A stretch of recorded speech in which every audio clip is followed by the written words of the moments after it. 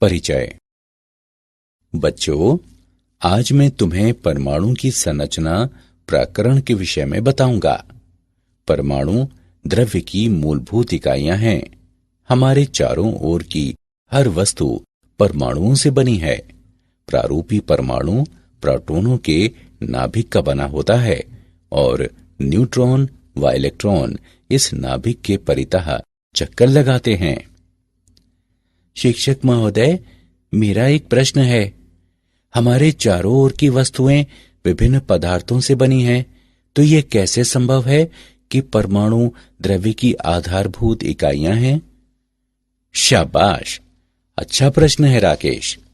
जैसा कि तुम जानते हो कि सभी वस्तुएं विभिन्न सामग्रियों जैसे कि प्लास्टिक, रबर, लोहे इत्यादि से बनी होती हैं। इनमें अणुओं के विन्यास तथा प्रकार अलग अलग तरह के होते हैं तथा अणु या दो से अधिक परमाणुओं का समूह होता है। तो इस तरह से परमाणु ही मूलभूत इकाई हैं। छात्रों, आइए परमाणुओं के बारे में और अधिक चर्चा करें। उद्देश्य। इस पाठ के अंत में आप निम्न करने में सक्षम हो जाएंगे। परमाणु के थॉमसन मॉडल को जानना, अल्फा कणों के प्रकीर्णन के प्रयोग का वर्णन करना, अल्फा कणों के प्रकीर्णन के प्रयोग को समझना, रदरफोर्ड के परमाणु मॉडल का वर्णन करना, इलेक्ट्रॉन की कक्षा को परिभाषित करना, परमाणुवीय स्पेक्ट्रम का विश्लेषण करना, हाइड्रोजन परमाणु के बोर मॉडल की विवेचना करना, हाइड्रोजन परमाणु के ऊर्जा स्तरों के बारे में जानना, हाइड्रोजन परमाणु के लाइन स्पेक्ट्रम का विश्लेषण करना, बोर के द्वितीय अभिगृहित का दे ब्रॉगली के स्पष्टीकरण के बारे में जानना। थॉमसन का परमाणु मॉडल। सन 1898 में जे थॉमसन ने परमाणु का एक मॉडल प्रस्तावित किया, जिसे प्लम पुडिंग मॉडल भी कहा जाता है। उन्होंने बताया कि परमाणु किसी धनात्मक तरल जैसे कि पुडिंग से भरा होता है, जिसमें इलेक्ट्रॉन इस तरह अंतःस्थापित रहते हैं जैसे कि तरबूज में बीज। गोलीय मॉडल की त्रिज्या लगभग 10⁻⁻8 सेंटीमीटर होती है। धनात्मक तरल पर कुल धनावेश समान होता है, जो इलेक्ट्रॉनों के ऋणावेशों द्वारा सममितिक रूप से संतुलित रहता है। लेकिन इस मॉडल को अस्वीकृत कर दिया गया, क्योंकि ये मॉडल रदरफोर्ड द्वारा किए गए प्रयोगों के परिणामों को संतुष्ट करने में विफल रहा। अल्फा कणों के प्रकीर्णन का प्रयोग।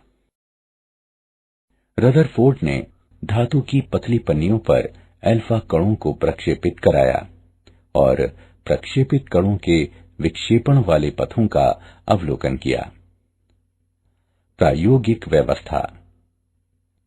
एक रेडियोधर्मी स्रोत से उत्सर्जित अल्फा कण लेड की ईंटों से गुजरकर एक संकीर्ण पुंज के रूप में संरेखित होते हैं।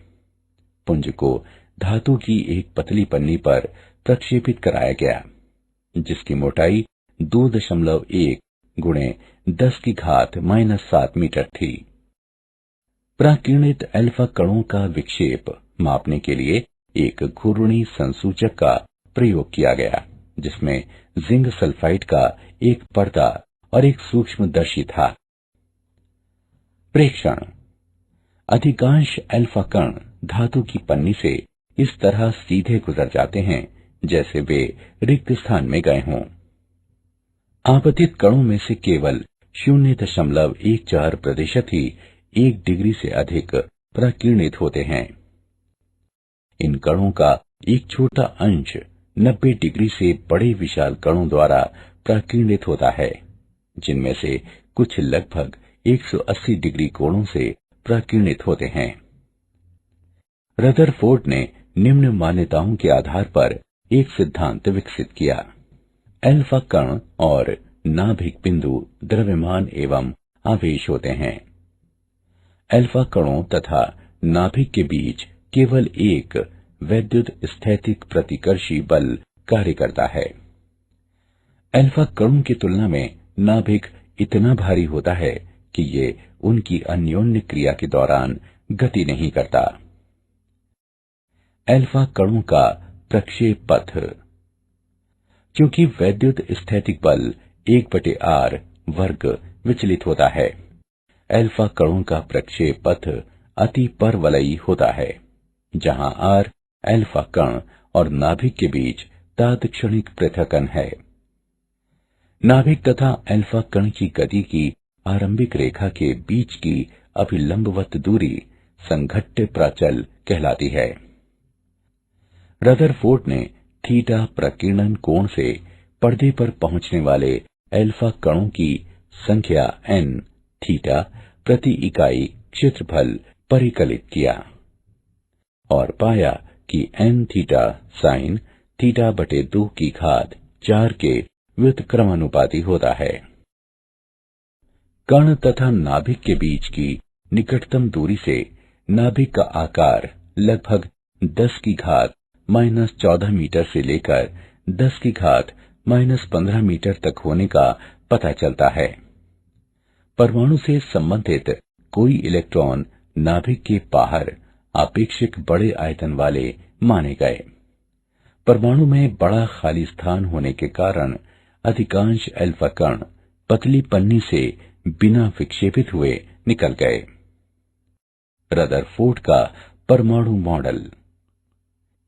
रदरफोर्ड के प्राकीर्णन के प्रयोग ने नाभिकीय परमाणु मॉडल को जन्म दिया। इसकी मुख्य विशेषताएं निम्न हैं। परमाणु में धनावेशित तथा भारी क्रोड होती है, जो नाभिक कहलाता है। परमाणु के आकार की तुलना में नाभिक बहुत ही कम स्थान घेरता है। नाभिक कई इलेक्ट्रॉनों से घिरा रहता है, जिससे परमाणु विद्युतिक रूप से उदासीन हो जाता है। इलेक्ट्रॉनों को नाभिक की ओर विद्युत बल आकर्षित करता है, जिसके विरुद्ध अपने स्थानों पर बने रहने के लिए वे नाभिक के परितः कक्षाओं में चक्कर लगाते हैं। इलेक्ट्रॉन की कक्षाएं। रदरफोर्ड के परमाणु के नाभिकीय मॉडल ने परमाणु को एक वैद्युतिक उदासीन गोले के रूप में चित्रित किया, जिसमें केंद्र में एक अत्यंत छोटा, भारी और धनावेशित नाभिक होता है, जो अपनी गतिशील रूप से स्थिर कक्षाओं में घूमते इलेक्ट्रॉनों से घिरा होता है। घूमते इलेक्ट्रॉनों तथा नाभिक के बीच आकर्षण का वैद्युत स्थैतिक बल इलेक्ट्रॉनों को उनकी कक्षाओं में बनाए रखने के लिए अपेक्षित अभिकेंद्रीय बल प्रदान करता है। Fe बराबर Fc। उनके संबंधित मानों को प्रतिस्थापित करने पर हम पाते हैं कि mv वर्ग गुणे r बराबर है 1/4 पाई एप्सिलॉन नॉट e वर्ग बटे r वर्ग।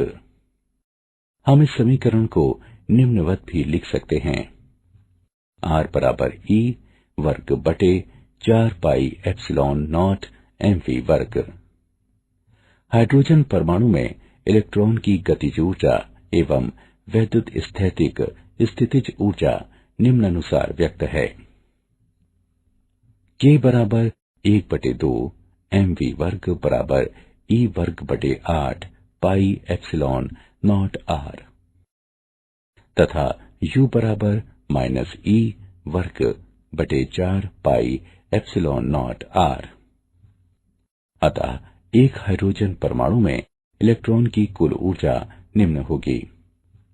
E बराबर K प्लस U, जो -E वर्ग बटे 8 पाई एप्सिलॉन नॉट r के बराबर है।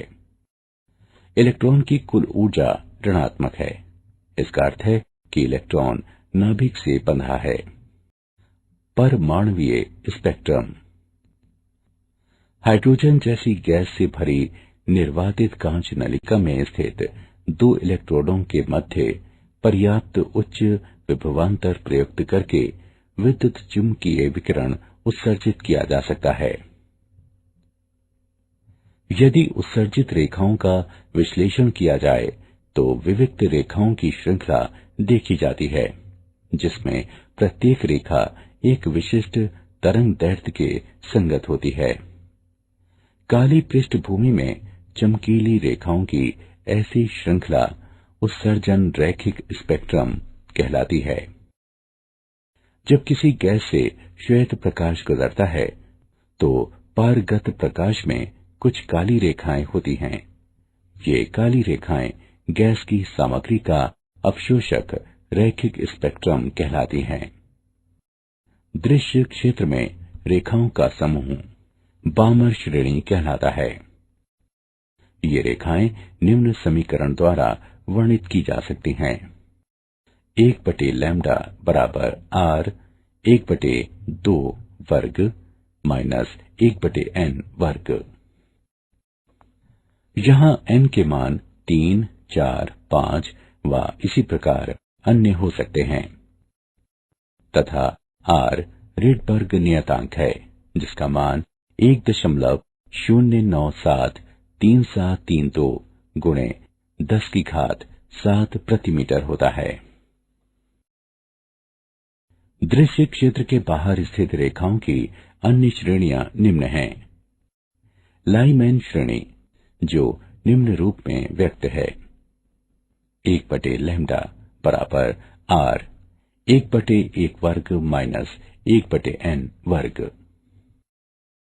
यहाँ n के मान 2, 3, 4, 5 व इसी प्रकार अन्य हो सकते हैं। पाशन श्रेणी, जो निम्न रूप में व्यक्त है। 1/λ बराबर r 1/3 वर्ग माइनस 1/n वर्ग। यहाँ n के मान 4, 5, 6, 7 व इसी प्रकार अन्य हो सकते हैं। ब्रैकेट श्रेणी, जो निम्न रूप में व्यक्त है। 1/λ बराबर r 1/4 वर्ग माइनस 1/n वर्ग। जहाँ n के मान 5, 6, 7, 8 व इसी प्रकार अन्य हो सकते हैं। फंड श्रेणी, जो निम्न रूप में व्यक्त है। 1/λ बराबर r हाइड्रोजन परमाणु का बोर मॉडल। परमाणु के बोर मॉडल के मूल अभिगृहित निम्न हैं। इलेक्ट्रॉन नाभिक के परितः कूलॉम बल के प्रभाव में विशिष्ट वृत्तीय कक्षाओं में घूमता है, जो स्थैतिक कक्षाएं कहलाती हैं। इन कक्षाओं में इलेक्ट्रॉन विद्युत चुम्बकीय तरंगें उत्सर्जित नहीं करता, इसलिए परमाणु स्थायी रहता है। स्थैतिक कक्षाएं वे होती हैं जिनके लिए इलेक्ट्रॉन के कोणीय संवेग L का मान h/2 पाई का पूर्णांक गुणज होता है। L बराबर nh/2 पाई, जहां n कक्षा की क्वांटम संख्या के रूप में ज्ञात है तथा h प्लैंक का नियतांक है।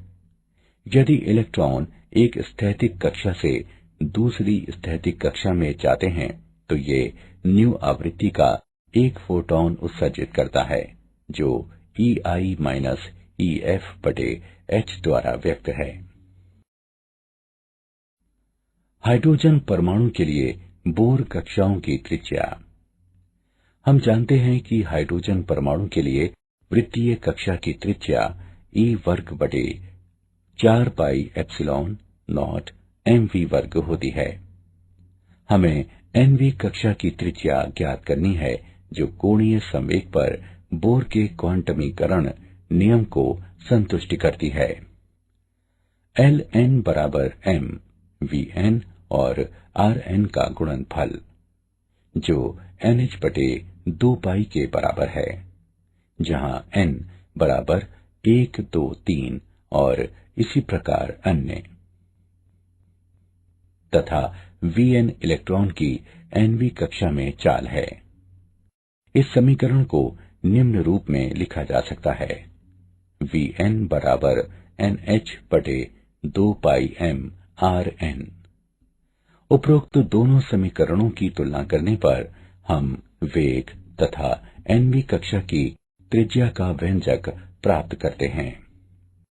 Vn बराबर 1/n गुणे E वर्ग बटे 2 एप्सिलॉन नॉट h तथा Rn बराबर n वर्ग गुणे h वर्ग एप्सिलॉन नॉट बटे पाई me वर्ग बराबर n वर्ग a नॉट, जहां a नॉट बराबर 0.529 एंगस्ट्रॉम।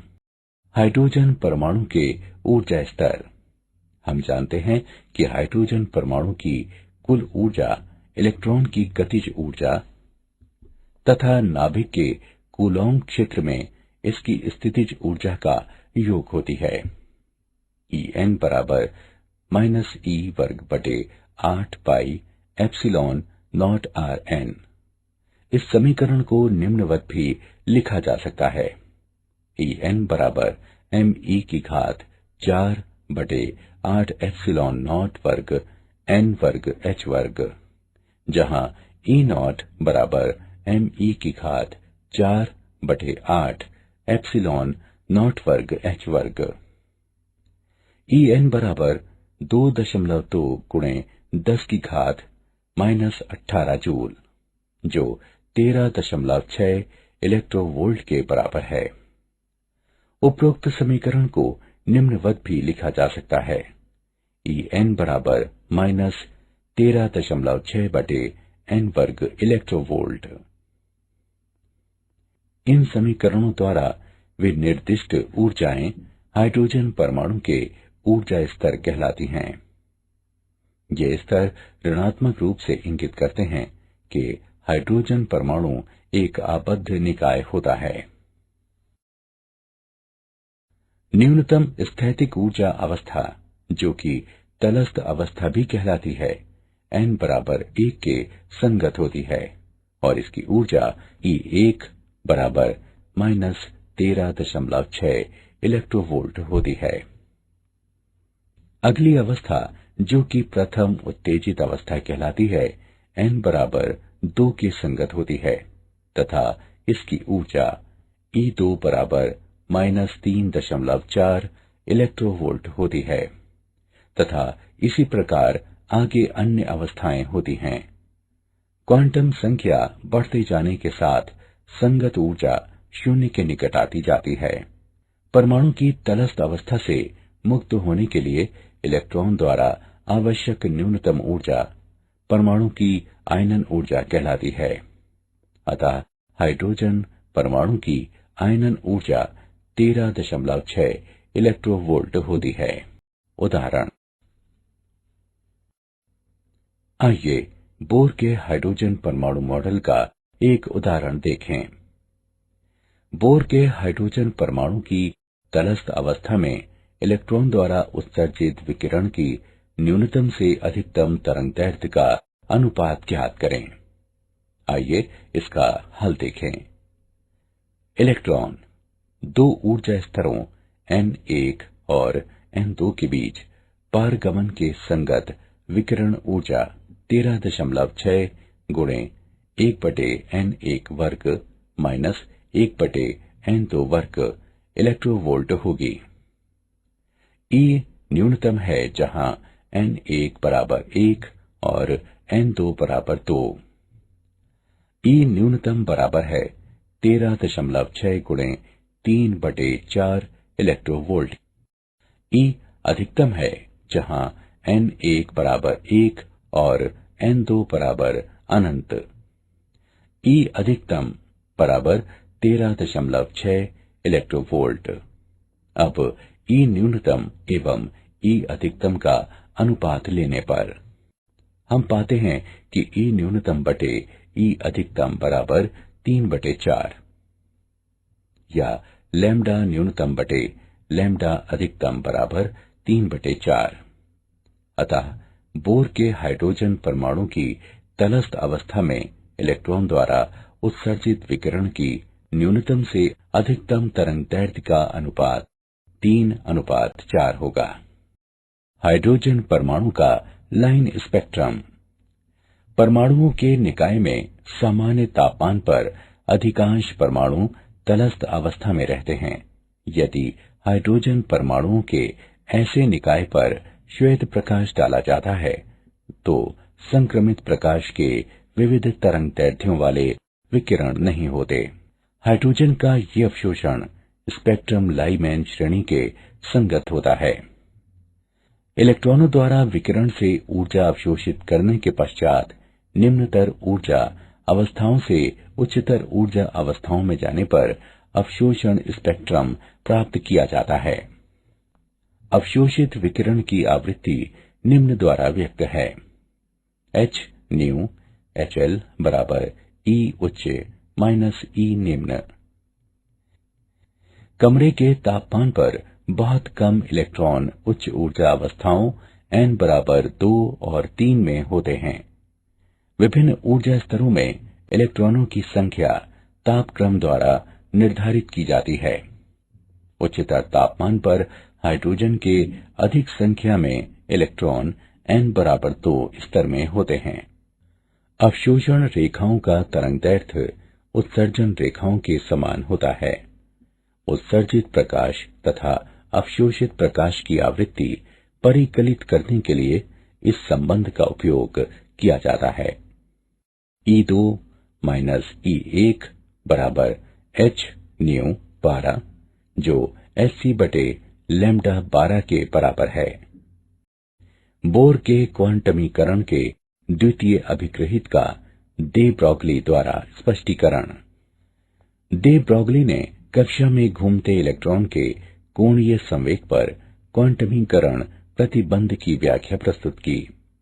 डे ब्रॉगली के अनुसार जब कोई इलेक्ट्रॉन एक परमाणु की स्थैतिक कक्षा में होता है तो ये एक प्रकार की अनुनादी स्थिति में होता है। इलेक्ट्रॉन के तरंग दैर्ध्य पर अनुनादी दशा के लिए आवश्यक होता है कि एक इसकी कक्षा की परिधि पर एक स्थायी तरंग बनाए रखी जाए। अतः इलेक्ट्रॉनों की कक्षा की परिधि में इसके डे ब्रॉगली तरंग दैर्ध्य की एक पूर्णांक संख्या होती है। 2 पाई r बराबर n लैम्ब्डा, जहां n बराबर 1, 2, 3 इत्यादि। m द्रव्यमान तथा v चाल वाले इलेक्ट्रॉन के लिए डे ब्रॉगली तरंगदैर्ध्य h बटे mv होगा। इसे इस रूप में लिखा जा सकता है। mvr बराबर nh बटे 2 पाई। ये बोर का कोणीय संवेग क्वांटमीकरण प्रतिबंध है। मूल्यांकन। आगे बढ़ने से पहले आइए देखें कि आपने कितना सीखा। सही विकल्प को उठाकर उसके संगत स्थान पर रखें। क्या आप जानते हैं ब्रह्मांड में परमाणुओं की संख्या लिखने के लिए 10 से 80 शून्य लगाने होंगे। कुछ निश्चित दशाओं में परमाणुओं को 200 प्रकार के अल्पजीवी अवपरमाणविक कणों में विभक्त किया जा सकता है। नाभिक के कण विविध अन्य अतिसूक्ष्म कणों से बने होते हैं जो क्वार्क कहलाते हैं। 1890 के दशक में वैज्ञानिकों का विचार था कि परमाणु बिलियर्ड की गेंदों की तरह ठोस होते हैं और पूर्णतः अविखंडनीय होते हैं। इलेक्ट्रॉन प्रोटॉनों से 1836 गुने छोटे होते हैं, इसलिए इनका भार लगभग नगण्य होता है। सारांश। आइए हमने जो कुछ सीखा है उसे संक्षेप में दोहराएं। कण तथा नाभिक के बीच की निकटतम दूरी से नाभिक का आकार लगभग 10 की घात -14 मीटर से लेकर 10 की घात -15 मीटर तक होने का पता चलता है। परमाणु में धनावेशित तथा भारी क्रोड होती है जो नाभिक कहलाता है। परमाणु के आकार की तुलना में नाभिक बहुत ही कम स्थान घेरता है। नाभिक कई इलेक्ट्रॉनों से घिरा रहता है जिससे परमाणु वैद्युतिक रूप से उदासीन हो जाता है। इलेक्ट्रॉनों को नाभिक की ओर विद्युत बल आकर्षित करता है जिसके विरुद्ध अपने स्थानों पर बने रहने के लिए वे नाभिक के परितः कक्षाओं में चक्कर लगाते हैं। जब किसी गैस से श्वेत प्रकाश गुजरता है तो पारगत प्रकाश में कुछ काली रेखाएं होती हैं। ये काली रेखाएं गैस की सामग्री का अवशोषण रैखिक स्पेक्ट्रम कहलाती हैं। इलेक्ट्रॉन नाभिक के परितः कूलॉम बल के प्रभाव में विशिष्ट वृत्तीय कक्षाओं में घूमता है, जो स्थैतिक कक्षाएं कहलाती हैं। परमाणु की तलस्थ अवस्था से मुक्त होने के लिए इलेक्ट्रॉन द्वारा आवश्यक न्यूनतम ऊर्जा परमाणु की आयनन ऊर्जा कहलाती है।